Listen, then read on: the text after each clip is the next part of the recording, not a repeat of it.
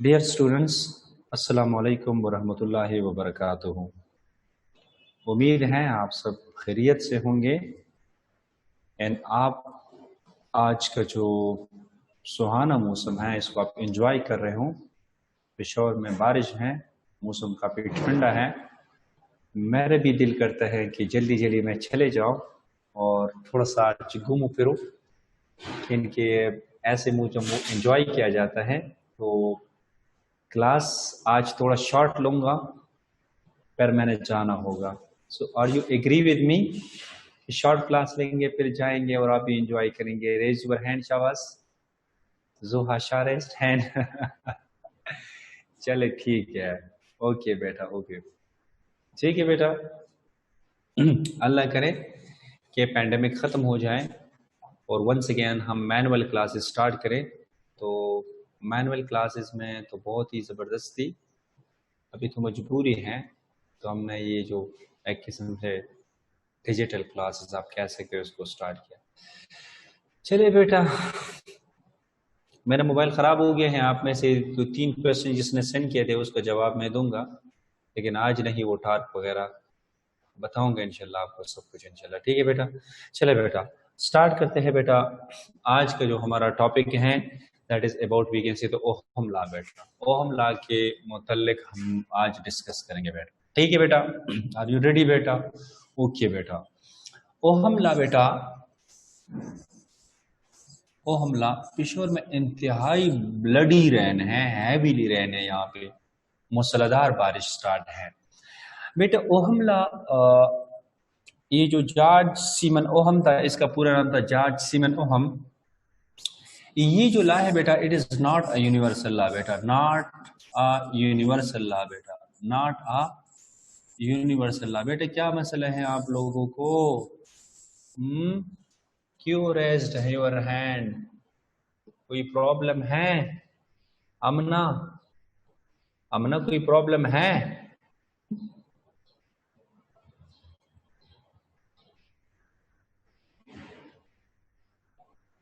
Hello,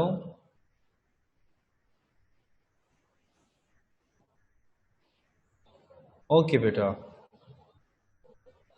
not universal law, ये क्यों universal law नहीं है? Because it is only valid for the conductor and it is not valid for we can say semiconductor और we can say insulator. In the case of insulator और semiconductor के case में ये fail हो जाता है। यही वजह है कि जितने भी सेमीकंडक्टर डिवाइसेस होते हैं बेटा, सेमीकंडक्टर डिवाइसेस वो सारे के सारे क्या होते हैं शाबाश बेटा? वो नॉन ओहमिक होते हैं। वो क्या होते हैं शाबाश? नॉन ओहमिक होते हैं। तो ये जो ओहम लॉ है बेटा, ये हमारे साथ क्या है शाबाश? ये नॉट यूनिवर्सल लॉ है और सेमीकंडक्टर डिवाइस हमारे साथ क्या होते हैं? नॉन ओहमिक होते हैं। ओनली कंडक्टर हमारे साथ क्या होते हैं? ओहमिक होते हैं बेटा। ओनली कंडक्टर हमारे साथ क्या होते हैं? ओहमिक होते हैं। ओनली कंडक्टर हमारे साथ क्या होते हैं शाबाश? वी कैन से ओहमिक होते हैं। कंडक्टर आर ओहमिक बेटा। ठीक है बेटा। अब जरा मुझे एक बात बताइए बेटा, ये जो ओहम लॉ है ना बेटा, यू नो वेरी वेल, एक हमारे साथ होता है वोल्टेज, और वोल्टेज असल में क्या है? वजह है, वजह काज है, और इस काज का अपना एक इफेक्ट होता है जिसको हम कहते हैं करंट बेटा। सो दो चीजें हैं, एक वोल्टेज है, दूसरा क्या है शाबाश? वी कैन से करंट है। One is the cause, the second one is the effect. ये जो वोल्टेज होता है बेटा, voltage this is directly proportion toward शाबाश द करंट बेटा। I am sorry, mind disturb है मेरा। ओके बेटा, ये जो करंट होता है बेटा, this is directly proportion to we can say voltage बेटा। The amount of current that is flowing through the wire is directly proportional to the applied potential difference or we can say voltage. And यही वजह है कि अगर आप voltage और current के बीच में ग्राफ ड्रा करेंगे ना बेटा, तो वो ग्राफ किस तरह बनेगा? स्ट्रेट लाइन बनेगा। और दूसरी बात यह है कि वो ग्राफ हमेशा के लिए कहां से स्टार्ट होगा शाबाश? ऑरिजिन से स्टार्ट होगा। अगर कोई ग्राफ स्ट्रेट लाइन है लेकिन वो ऑरिजिन, ये करंट होगा बेटा, ये वोल्टेज होगा, ये वोल्टेज होगा, ये क्या होगा? करंट होगा। ये this is non ohmic substance बेटा, this is a non ohmic substance. ये ओहमिक सब्सटेंस नहीं है। ग्राफ स्ट्रेट लाइन है लेकिन ऑरिजिन से स्टार्ट नहीं हो गया, ऑरिजिन से स्टार्ट नहीं हो गए तो दिस इज नॉट अ ओहमिको सब्सटेंस। क्लियर है बेटा? Is it clear to you people? So बेटा ओहम क्या है? ओहम ला ये है कि the amount of current that is flowing through the conductor is directly proportional to the applied potential difference. This statement is known as what? शाबाश, ohm law. लेकिन यहां पे एक शर्त है, उस शर्त की है कि for example this is a conductor बेटा, और यहां पे तुमने वोल्टेज को इंक्रीज किया तो इसमें कोई शक वाली बात नहीं है कि करंट क्या होगा? इंक्रीज हो जाएगा। लेकिन अगर नीचे से तुमने टेम्परेचर को इंक्रीज किया या लेंथ को इंक्रीज किया या कुछ और काम किया, फिजिकल स्टेट को तुमने चेंज किया, तो फिर वोल्टेज बढ़ाने से करंट बढ़ेगा नहीं, याद रखो बेटा। हम कहते हैं कि ये तब होगा when physical condition is the same। शाबाश, physical condition remain constant बेटा, physical condition remain constant। तब हमारे साथ क्या होगा? Current, amount of current flowing through the conductor is directly proportional to the applied potential difference. This statement is known as, we can say, ohm law बेटा। इसको हम क्या कहते हैं? ओहम लॉ कहते हैं। यहां पे लगेगा बेटा कुछ ना कुछ constant and that is equal to, we can say 1 over r and that is equal to v। यहां पे इस 1 ओवर r को हम कहते हैं कंडक्टेंस ऑफ द कंडक्टर। लेकिन चले अब इस बात को छोड़ो, that is equal to r and साथ में v आ गया बेटा, एंड हेंस वी कैन से बेटा कि v इज इक्वल टू बेटा IR। v is equal to, we can say IR is the what? शाबाश, is the mathematical form of Ohm law बेटा। तो यहां से हम बड़ी जबरदस्त कंसेप्ट को निकाल सकते हैं कि पोटेंशियल डिफरेंस की हम एक और डेफिनेशन कर सकते हैं कि what is potential drop. Potential drop, किसी सर्किट में पोटेंशियल ड्रॉप किसके बराबर होगा? It is the multiplication of resistance and we can say current flowing through that conductor is known as potential drop. For example बेटा, ये मेरे साथ एक रेजिस्टर है बेटा, और ये कितनी ओहम की है? शाबाश, 6 ओहम है, and the current flowing through is 2 ampere. कोई बंदा मुझसे पूछते हैं जरा आप इसको, उसने ए का नाम दिया है, सॉरी इसको ए का नाम दिया है, इसको बी का नाम दिया है, वो कहते हैं आप जरा वी ए बी मालूम करो। शाबाश, वी ए बी से मुराद क्या है? शाबाश, वी कैन से 6 मल्टीप्लाई बाई 2 कितना आएगा? 12 वोल्ट आएगा कि नहीं आएगा? This means the potential drop between A and B कितना होगा? 12 वोल्ट, and VBA कितना होगा? शाबाश, that is equal to -12 volt होगा बेटा। इज इट ओके बेटा? सो बेटा ये ओहम लॉ यहां तक तो आपको क्लियर है बेटा कि ओहम लॉ है क्या? The voltage, the current is directly proportional to the, we can say, the voltage provided the physical condition remain constant। This statement is known as Ohm। Is it okay बेटा? इस बयान को हम क्या कहते हैं? शाबाश, ओहम लॉ हम कहते हैं। सो जितने भी ओहम लॉ है, जो सब्सटेंस ओहम लॉ को ओबे करते हैं, ऐसे सब्सटेंस को हम कौन सी सब्सटेंस कहते हैं? ओहमिको सब्सटेंस कहते हैं। और ओहमिक सब्सटेंस में एक बात होगी बेटा, ओहमिक सब्सटेंस में एक बात होगी कि वो हमेशा के लिए क्या करेगा? शाबाश, इसका ग्राफ क्या होगा? स्ट्रेट लाइन होगा, और वो ओरिजिन से क्या होगा? पास होगा। क्लियर है बेटा?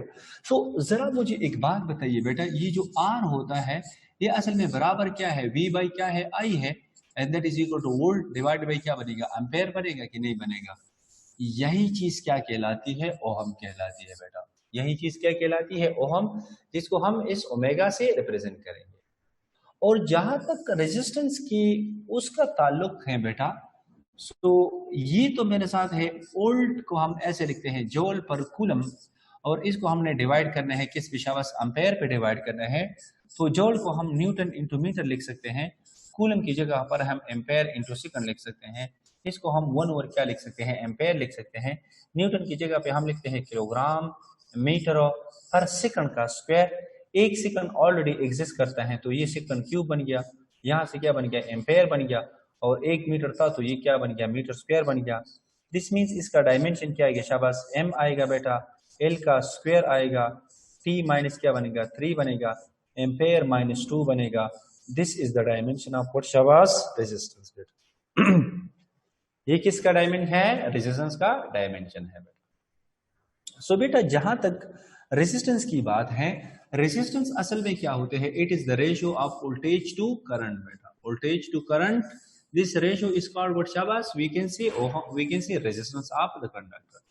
This is for example current हो गया, this is we can say voltage हो गया। इसके बीच में ग्राफ कैसे बनेगा? स्ट्रेट लाइन बनेगा। अगर आप इसका स्लोप मालूम करना चाहते हो तो स्लोप इसका क्या बनेगा शाबाश, स्लोप इज इक्वल टू क्या बनेगा, v डिवाइडेड बाई क्या बनेगा, i बनेगा। और v डिवाइडेड बाई i किसके बराबर, आई एम सॉरी, यहां से वी कैन से ये मेरे साथ ये बनेगा कि स्लोप हमेशा राइज बाई क्या होता है, रन होता है। i डिवाइडेड बाई क्या बनेगा, v बनेगा, and i by v is nothing but we can say 1 over r, that is the slope is equal to reciprocal of resistance बेटा। सो बेटा एंटिटीज में ऐसे एमसीक्यूज आ सकते हैं कि फॉर एग्जांपल ये क्या है शाबाश, वोल्टेज है, और ये क्या है शाबाश, करंट है। तो यहाँ पे वी कैन से R1 है, यहाँ पे R2 है बेटा। ऑप्शन नंबर ए में मैं ऐसे लिखूंगा कि R1 is greater than R2। Option number B में मैं ऐसा लिखूंगा बेटा R2 is greater than R1। Option number C में मैं ऐसा लिखूंगा R1 is greater than we can say R1 is equal to R2। Option number D में लिखूंगा none of the above. If you are agree with option number A raise your hand शाबाश। बेटा अगर आप एप्पल के साथ agree हो तो raise your hand. Mahvish Zeb raised hand. Okay जनाब, बॉल के साथ कौन एग्री है शाबाश, बॉल के साथ कौन एग्री है, बिल्कुल महविश जेब खान। जरा आप इनको यहाँ पे तो देखो ना कि स्लोप और रेजिस्टेंस के बीच में कौन सा रिलेशन है, इनवर्स रिलेशन है, इनवर्स रिलेशन है। अस्सलाम वालेकुम सर, जपदी रिपीटर कीजिए कम या आखिरी से कम क्लास दे जमा, जिसमें इसका कम होगा मतलब R2 is greater than R1 होगा। अभी क्लियर है बेटा, यहां तक सबको क्लियर है? ओके बेटा, ओके जनाब, ऐसे कीजिए, यहाँ पे वोल्टेज लिखो, यहाँ पे करंट लिखो। सर जी तुमने इंडिपेंडेंट को एक्सिस पे लिखा, डिपेंडेंट को वाई एक्सिस पे लिखा, ये तुम कैसी बातें करते हो? मैं कहता हूँ मेरी मर्जी, ठीक है, मेरी स्मार्ट बोर्ड मेरी मर्जी। एंटिटीज में बेटा कुछ भी आ सकते हैं। यहाँ पे ग्राफ कैसे बनेगा शाबाश, स्ट्रेट लाइन बनेगा। जरा यहाँ पे आप स्लोप निकालो, इसका स्लोप क्या होता है शाबाश, rise by run v by I. तो यहाँ से क्या बनेगा, r बनेगा कि नहीं बनेगा? अभी महविश अगर ऐसे आ जाए कि वोल्टेज को y एक्सिस पे लिखा होता, करंट को x एक्सिस पे लिखा होता, तो फिर स्लोप और r के बीच में कौन सा रिलेशन है शाबाश, डायरेक्ट रिलेशन है। इस केस में फिर बेटा ये R1 है, ये क्या है, R2 है। तो अभी R1 इज ग्रेटर देन क्या होनी चाहिए शाबाश, R2 होनी चाहिए। क्लियर है बेटा, समझ आ रही है ना? क्यों आपने रेज योर हैंड किया है, बस ये। अच्छा बेटा चले, इसमें बेटा हम एक और करते हैं कि हौला, इधर देखो बेटा, इधर देखो शाबाश। ये अगर बेटा हमारे साथ क्या है शाबाश, रेजिस्टेंस है, and this is we can say क्या है शाबाश, वोल्टेज है। तो क्या रेजिस्टेंस वोल्टेज पे डिपेंड करेगा? नॉट एट ऑल बेटा। R इज इक्वल टू क्या होता है शाबाश, V बाई आई होता है बेटा। वोल्टेज को डबल करने से करंट भी डबल हो जाएगा, वो कैंसिल हो जाएगा और ग्राफ इस तरह बनेगा बेटा। समझ में बात है ये? तो resistance does not depend upon the voltage. इस तरह बेटा अगर ये करंट है एंड ये वी कैन से ये रेजिस्टेंस है, तो यहाँ पे भी ग्राफ इस तरह बनेगा बेटा। ना तो रेजिस्टेंस करंट पे डिपेंड करते हैं, ना वोल्टेज पे डिपेंड करता है। इस तरह फॉर एग्जांपल ये फ्रीक्वेंसी है, ये रेजिस्टेंस है बेटा। तो वंस अगेन रेजिस्टेंस इन तीनों में से किसी चीज पर डिपेंड नहीं करता है, ना वोल्टेज पे डिपेंड करेगा, ना करंट पे डिपेंड करेगा, ना वैकेंसी फ्रीक्वेंसी पे डिपेंड करेगा। रेजिस्टेंस जिस चीजों पे डिपेंड करते हैं वो डायमेंशन है, वो टेम्परेचर है बेटा, उन्हीं चीजों, वो नेचर ऑफ द मटेरियल है, इन पर डिपेंड करता है। वोल्टेज और करंट या फ्रीक्वेंसी पर कोई डिपेंड नहीं करता है बेटा। सो हम यहाँ से 3 पॉइंट्स ऐसे लिख सकते हैं कि resistance is directly proportional to V power 0, resistance is directly proportional to current power 0, resistance is directly proportional to F power 0 बेटा। You should must keep in mind all these thing. समझ में बात आ रही है बेटा? क्लियर है? Is it clear to you people? Yes sir, proceed. Okay जनाब, करता तो हूं मैं। नोमान खान बी पैशंट यार, Noman Khan be patient, lower your hand. So बेटा ये ओहम लॉ है क्या? ओहम लॉ ये है कि V is equal to we can say I are. अच्छा, तो यहाँ पे वी कैन से I, यहाँ पे वी कैन से V, यहाँ पे we can say I, graph आएगा straight line. This is point A, this is point B, this is point C। बेटा आप जरा मुझे एक बात बताइए, आप जरा मुझे एक बात बताइए। अस्सलाम वालेकुम। तो वी कैन से बेटा आप मुझे बताइए शाबाश, स्लोप मैं कहता हूं कि स्लोप सी पर ज्यादा है नोमान। अगर मैं कहता हूं कि स्लोप सी पर ज्यादा है तो अगर मैं सही हो तो रेज योर हैंड शाबाश। स्लोप किस पॉइंट पर ज्यादा होगा? दो स्टूडेंट जो कहते हैं कि slope at C is greater than slope at B, raise your hand. Slope at C is greater than slope at B. बच्चे हमारे दूर के चालाक हो गए। बिल ओहो कलसूम, कलसूम नहीं ना यार, नहीं। स्लोप सब पे सेम है। स्लोप होता है राइज बाय रन बेटा। स्लोप क्या होता है? Rise by run. यहाँ पे रन बढ़ रहा है तो राइज तो भी बढ़ रहा है ना। यहाँ पे राइज बढ़ रहा है तो रन तो भी बढ़ रहे हैं ना। यहाँ पे राइज कम है तो रन तो भी कम है ना। इसका मतलब ये है बेटा कि slope of A is the same as the slope of B is the same as the slope of C बेटा। क्लियर है बेटा? स्लोप सब पे से। अच्छा यार ये स्लोप होता क्या है? अगर इसके बीच में हम निकालेंगे, यहाँ पे स्लोप बराबर है किसके शाबाश? स्लोप बराबर है बेटा किसके बराबर है? आई बाई वी के बराबर है। आई बाई वी इज 1/r। इसका मतलब है कि सबका स्लोप क्या रहेगा? सेम रहेगा। तो सबका 1/r क्या रहेगा? सेम रहेगा।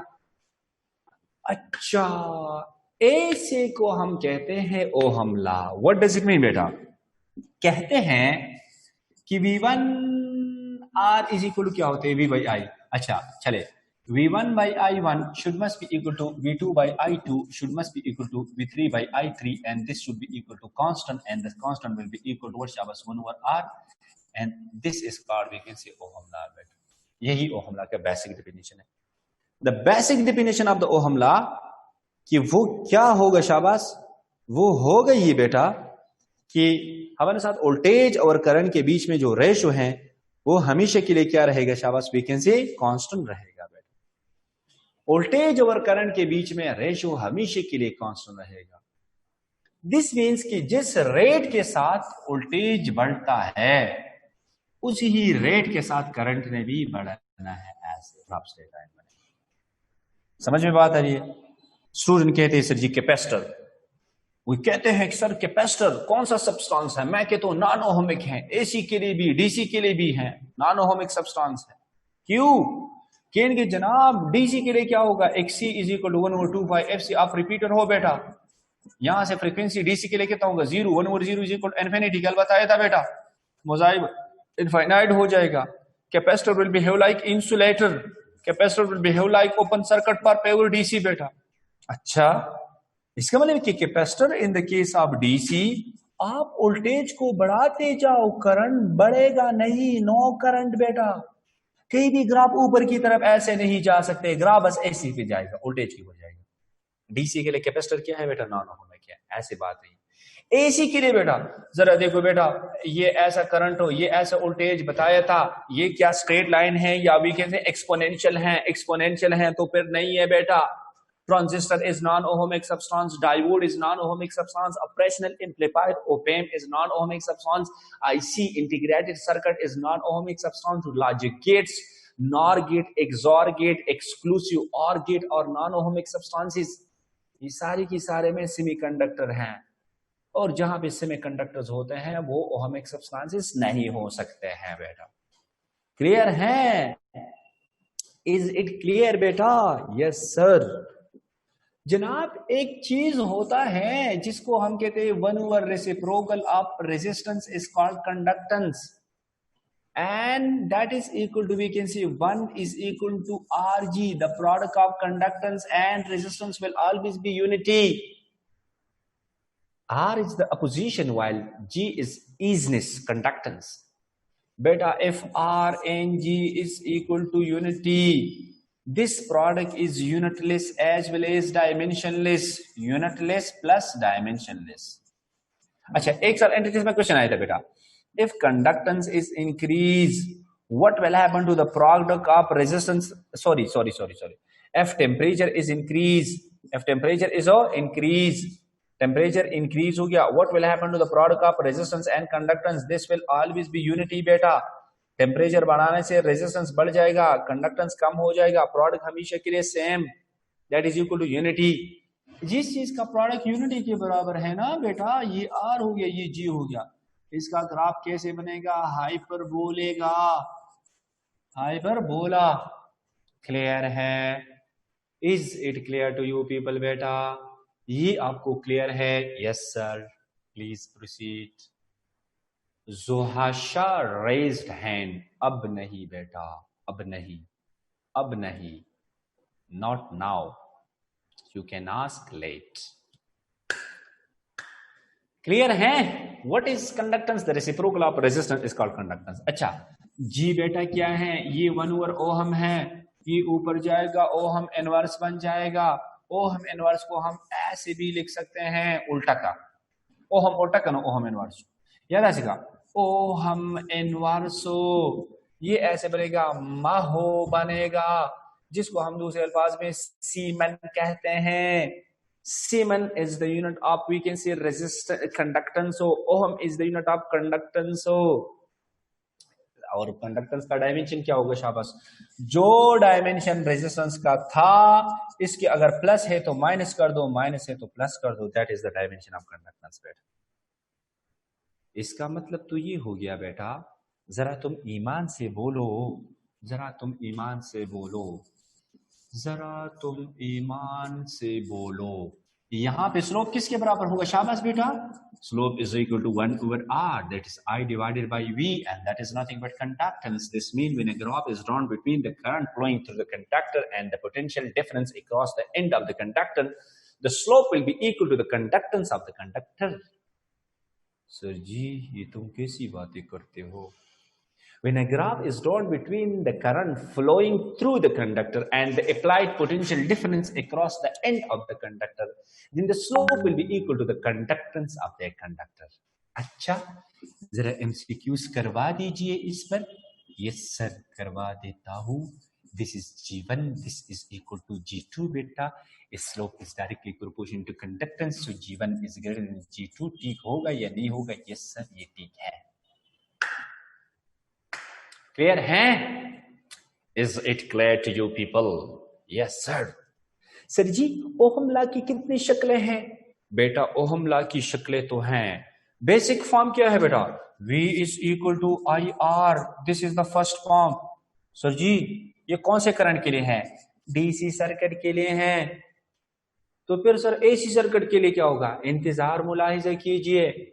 नहीं नहीं सर, हमें बताना होगा, अभी बताना होगा। अच्छा बेटा, फिर I इंटू जेड, जेड क्या है? एम्पेडेंस है। एम्पेडेंस क्या है? कंबाइंड अपोजिशन है, समझाऊंगा चैप्टर नंबर 15 में। This means this is for AC. अच्छा सर ऐसे भी होते हैं? यस सर, ऐसे होगा।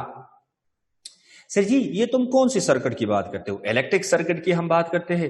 सर जी क्या इलेक्ट्रिक सर्किट के अलावा दुनिया में और सर्किट होते हैं? यस बेटा होते हैं, मैग्नेटिक सर्किट। अच्छा, ये मैग्नेटिक सर्किट में ओहम लॉ क्या होगा? बेटा जो काम करंट का है वही काम फ्लक्स का है, जो काम रेजिस्टेंस का है वही काम रिलक्टेंस का है, जो काम ईएमएफ का है, पोटेंशियल का है, वही काम एमएमएफ का है बेटा। This is we can say ohm law. यार तुमको मेरी बात की समझ आ रही है? The product of the magnetic flux in the reluctance is called reluctance. Chapter number 14 में समझाऊंगा।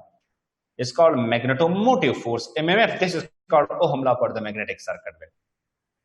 सर जी अभी इतना कॉम्प्लेक्स ना बनाओ ना, आसान कर दो। हमारे सिर्फ डीसी चाहिए, V is equal to I R. One form ये है। दूसरा ये है V1 by I1 is equal to V2 divided by I2 should must be equal to V3 divided by I3, and this should be equal to constant beta. This is the second form of Ohm law. इसके अलावा yes बेटा, V is equal to IR की जगह लगाओ G, तो ये मेरे साथ क्या होगा? शाबाश, VG is equal to क्या बनेगा? I बनेगा। ये this is the third form of Ohm law. इसको जनरलाइज कैसे लिखेंगे? G is equal to बेटा I1 divided by V1 is equal to I2 divided by, we can say, V2 is equal to constant beta, and constant is equal to conductance of the conductor. This is the fourth form of, we can say, Ohm law. Sir ji बस करो यार, इतना enough है। Yes बेटा आज के लिए इतना ही काफी है। आपके जहन में जो कोई क्वेश्चन है आप मुझसे पूछो बेटा, कल से इंशाल्लाह हम रेजिस्टेंस के ऊपर डिटेल में और बात करेंगे।